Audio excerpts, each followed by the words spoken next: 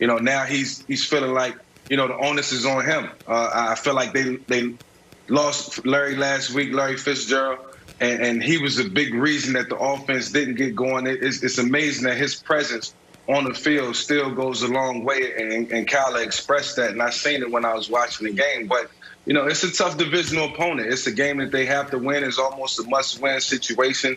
You're looking at two teams, kind of scratching and clawing, trying to figure out their identity, but knowing that, it's great things in the near future in terms of the playoffs. So, this is a week where Kyler knows he has to get it right. I think he's putting this team on his shoulders. He's taking the onus, like I said, and he believes that they can get it done. So that reason alone, and talking to him and hearing his confidence, gives me reason to believe that he's going to do everything in his power to generate a win. And, I take nothing away from the Rams.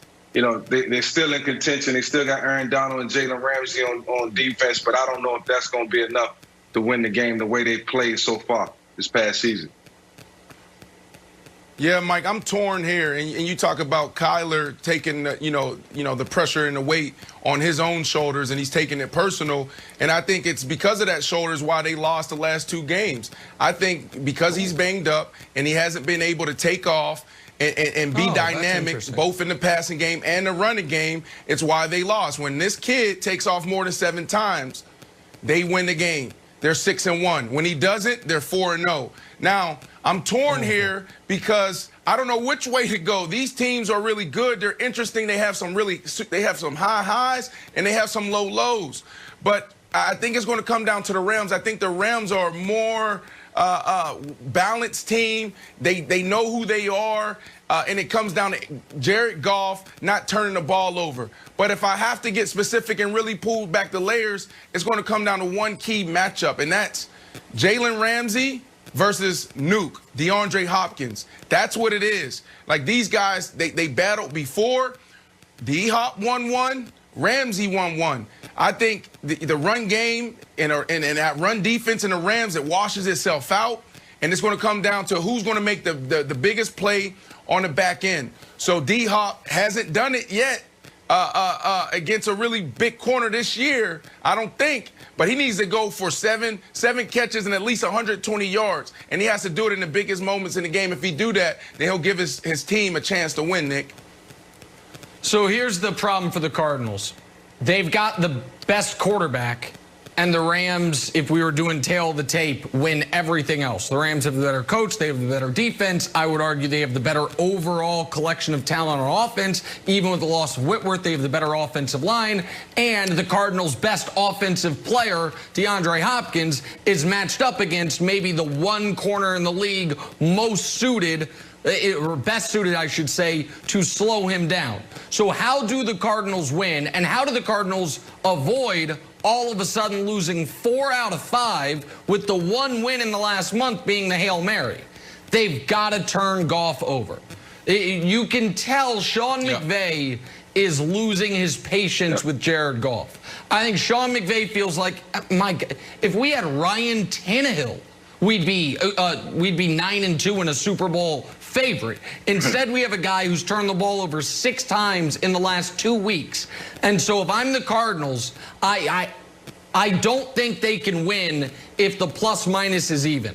I think they have to win the turnover battle. I know that sounds cliche, but you always want to win the turnover battle. But I think for the Cardinals, it's a necessity to win the turnover battle this game, Wilds, because I think the Rams have too many other edges, even though I think Kyler's a far better player than Jared Goff. Yeah. Brandon, I'm going to put you on the spot here.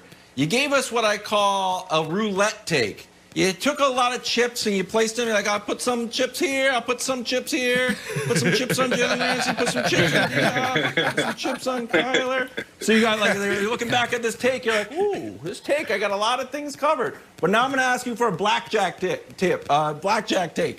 You just got to give it to me. Is it Jalen or D-Hop? Who wins this battle? And we can show the graphic of the last 2 games, but they played about 7 games and it's been even. But now I'm going to put you on the spot.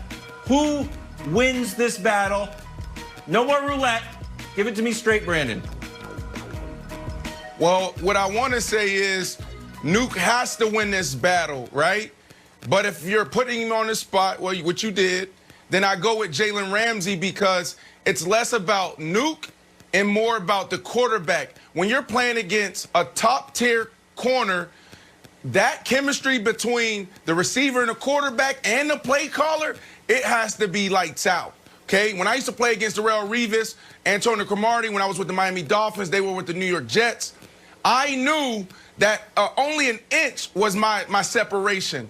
They weren't going to give me much. My quarterback, he had to be perfect in his drop, and he had to be perfect with his ball placement.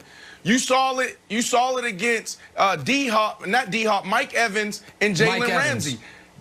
Mike Evans beat Jalen Ramsey a couple times. Tom Brady was just off the mark a few times.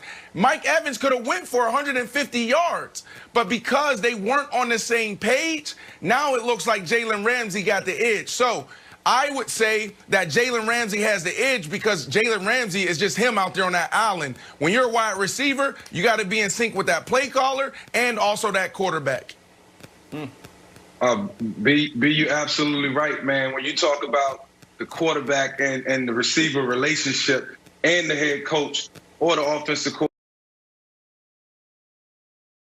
coordinator going into this game, it's sort of tricky because you look out on the edge and you see one of the top corners in the league, and then you have one of your best pass catchers. But as a quarterback, naturally, you don't want to put the ball in harm's way. So I say all that to say, you know, it may be limited targets to DeAndre Hopkins. He might not get as many balls thrown his way just because of the precaution and the way that the quarterback has to approach the game. You can't try him. You got to be meticulous in your approach. So he might get limited passes, which may look like Jalen Ramsey wins the battle on the outside. I know that's not the way to go about it, the way to look at it, but that's how we.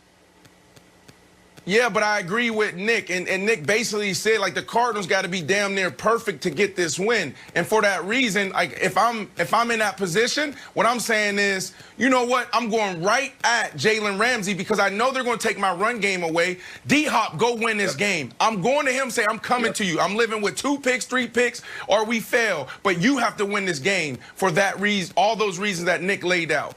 A reason alone. I like that. Now you put some more chips on. All right, we're moving on with this question, guys.